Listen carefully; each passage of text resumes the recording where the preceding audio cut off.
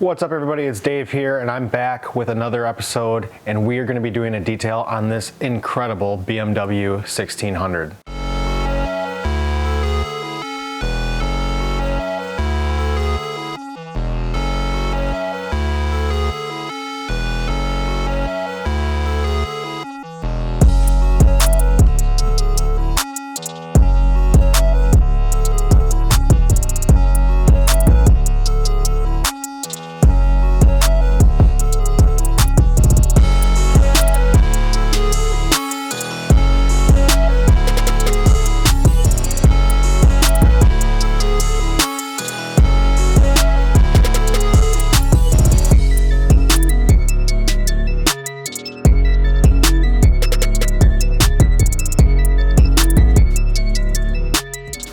This 1600 BMW is pretty much like preserved in a time capsule. It does have a couple flaws and a couple things that need to be addressed, but it's borderline a concours car. And today we're going to be doing a paint correction as well as some fine detailing and touch-ups to get this car to the next level. We aren't going to be doing a few things because this detail is going to be done kind of in some stages. There's some paintless dent removal that needs to be taken care of on the trunk from a couple times where somebody maybe had put their hands and pushed the trunk rather than kind of slammed it, as well as a couple little things that need to be replaced, as well as like some lens covers that are cracked. But overall, this car is incredible. The paint condition is a little bit rough. It's been sitting around a long time. I don't think it's really ever been polished, especially for only having 12,000 miles. And the paint looks like it almost needs to be exfoliated. Dust, dirt, debris has sat on the surfaces for long periods of time and started to etch into it, and it kind of just looks all wavy, disformed, and has just a lot of impressions and etchings into it, if that makes sense. We've got some pitting, we've got all sorts of stuff. On a normal car, typically I would like to sand this down and try to level out the surface as much as possible. But on this car, we kind of want to preserve the natural finish. I don't want to sand this car flat. It's not how the car came from the factory, and because this is such a preserved car, we want to keep it in its original form. So we're going to do a number of different things on this car to make it look top notch, and we're going to take you along for the cruise.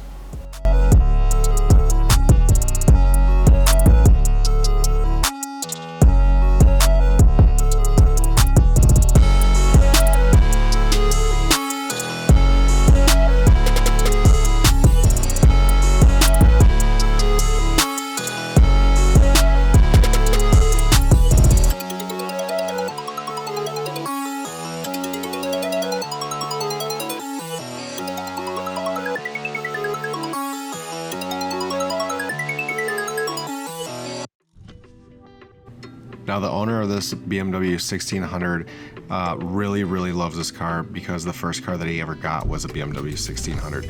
So it's something that's really special to him. The actual keychain that he has on his keys are from his first BMW. So when we're looking at this BMW New Class sedan, it looks awfully similar to what a lot of people recognize as the BMW 2002, or very similar in styling. And as we look at the different years and the ranges of these cars, it first started off as the 1500, then the second generation was the 1800, and then the 1600 generation was what replaced the 1500 generation. It was very interesting because the 1600 actually used the bore of the 1800 but the stroke of the 1500, and resulted in about a 1600cc motor, a little less than that. So this is the BMW 1600. While the valve cover could use a little bit of restoration along with a couple other pieces and a few replacement hoses, the engine bay is still looking in great shape. The interior, on the other hand, is almost absolutely perfect. Everything's factory original. It's got the Cocoa style mats, and it just overall just needs a very light cleaning and conditioning, along with the windows cleaned.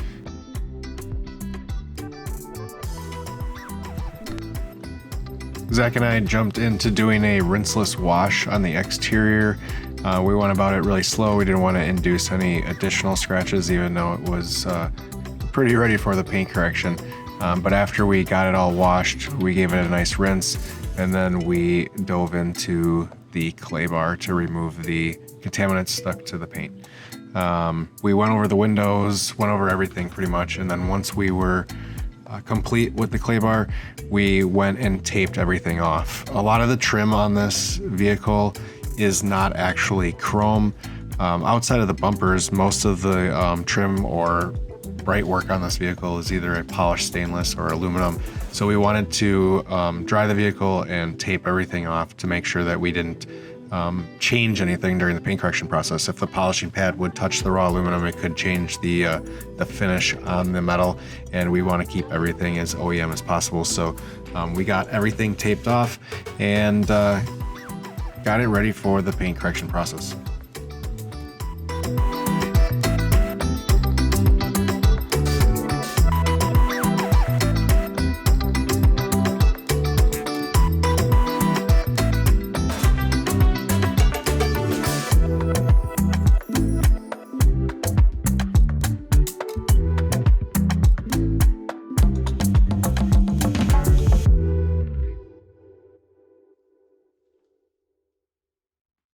Oh my gosh, look at all those swirls. This thing is a lot of swirls, but look at that. That's just after the first step with microfiber. Once we evaluated the paint, we removed the rear license plate and frame, and then we went ahead and cleaned out the rear trunk jamb as well as the trunk hinges. I knew we needed to use a little bit more aggressive cleaners and steam in here to get it really clean the way that I wanted to. So I wanted to do this prior to the paint correction in case any of the products stained the paint or caused any issues that we needed to polish afterwards. I wanted to address some of the jams before we got into anything, just because we were gonna be applying water-based silicone to a lot of the seals to kind of feed them and kind of preserve and actually kind of restore them, because a lot of them were a little dry rotted and starting to crack. So we wanted to apply that first. So in order to do that and let it sit while we were doing the paint correction and other detailing, what we did is we completely cleaned those door jambs and those hinges, and then we went ahead and corrected them. We did a couple test spots, and while the microfiber pad overall corrected the best for us for what we were working with, the wool pad tended to cut and give a little bit better of a finish for a one step. So we chose the Rupes yellow wool on the 1-inch Rupes hybrid tool, and we paired that with Oberk sole, and we did a one step on pretty much all of the door jambs inside the engine bay and inside the trunk. I knew the paint was going to be a little finicky from the test spot for the door jamb, so we went ahead and did the same thing on the exterior of the paint, and the microfiber pad did actually perform the best for the cutting. It did leave a lot of haze, but that worked for us for our one step, or for our first step, because we knew we were coming back for our polishing step. But when we were trying to dial in what we were doing for our finishing, we realized that this single stage paint did not like foam pads at all. So what we ended up doing is pairing Oberk sole with a Rupes yellow wool pad, and it provided the perfect finish with no micromarring and haze, as long as we cleaned the pad out frequently and worked clean the entire time. We started off by using the 1-inch and small tools to do all the tight work, pretty much box everything in or do all the edge work. A lot of the smaller edges of the wheel wells, you could tell were not painted thick to begin with. And then we addressed a couple issues around the door seals and window seals where some of the rubber trim shrunk back and left some edging. We're going to address this at a later time with some dry ice and see if we can clean it up with a less invasive method. I was fine doing the razor blade scraping, but it is a higher risk procedure, and to do that for hours on end is not really exactly what I wanted to do. So we took care of a couple spots that were really bad, scraped off everything, and then hand polished them to make sure it looked right, and we'll address everything else at a later time. I'm not the best videographer, and I do what I can, but this car was hard to pick up what we were actually doing. So The fluorescent lights kind of showed a little bit more of the texture. Obviously this car has some factory orange peel, but we removed a lot of the haze, oxidation, just a ton of defects in the paint, especially on these horizontal surfaces. Along with the door jambs and all the fine detailed things, we went around the vehicle as we started to correct the paint, and we hand polished all the fine tight areas that we couldn't get a polisher in. I also took this time to go ahead and polish up the gas cap and a couple other pieces of bright work that we would install later on, or when the vehicle was kind of more complete.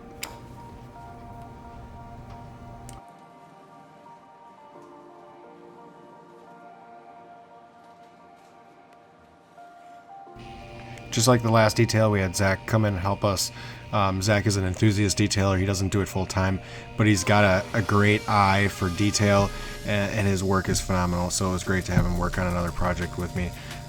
We had a lot of time put into this car, just kind of working really, really slow with the paint to make sure that we didn't damage anything at all.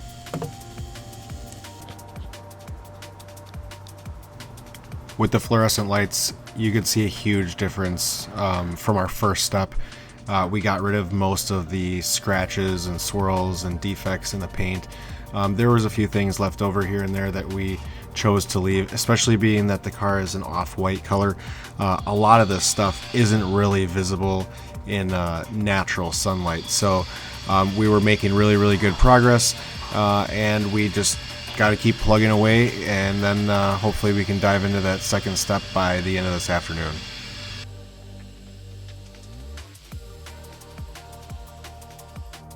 I kept hearing a noise when we were opening and closing the hood, and when I looked through one of the holes, all I could see was piles of acorns. So obviously some animal, assumingly a squirrel, was living in there at least for a little while.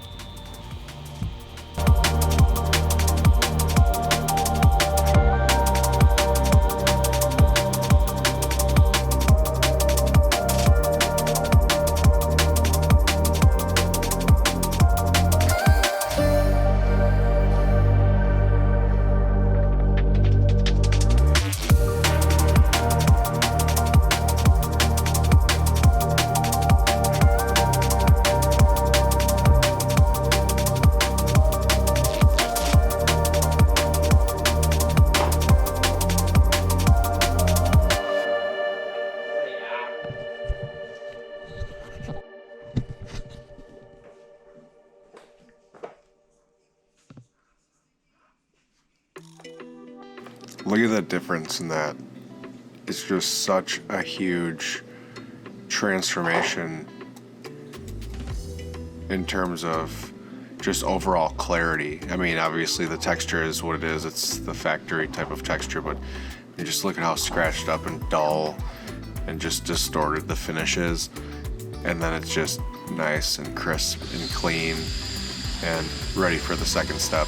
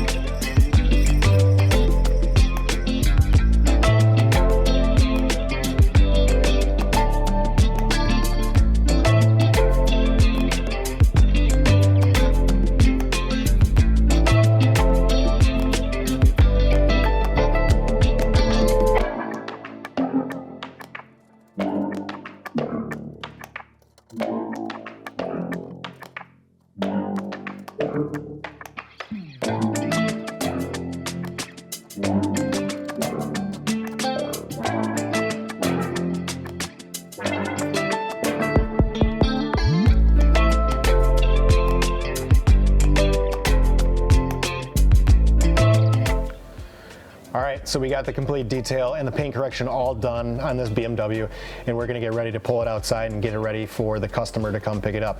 We've got about 35 hours into this car and it looks amazing. We're obviously gonna go at it a little bit later. We didn't do a full engine bay detail because it needs some dry ice blasting as well as some blasting around some of the seals to clean up a few things. But we did do a lot of the paint work that needed to be done on this car, whether it was in the engine bay, in the trunk, or anywhere really. So we've got it all done. We're gonna pull it outside, check it out. If you wanna know about any of the products that we used during this process, whether they are Burke products or not, you can check them out at the links below. Make sure you like, subscribe, and share a comment if you like the video. If you don't, tell us why. We'd love to hear from you, and make sure you check out our next videos. Thanks a lot. Check out oberkcarcare.com.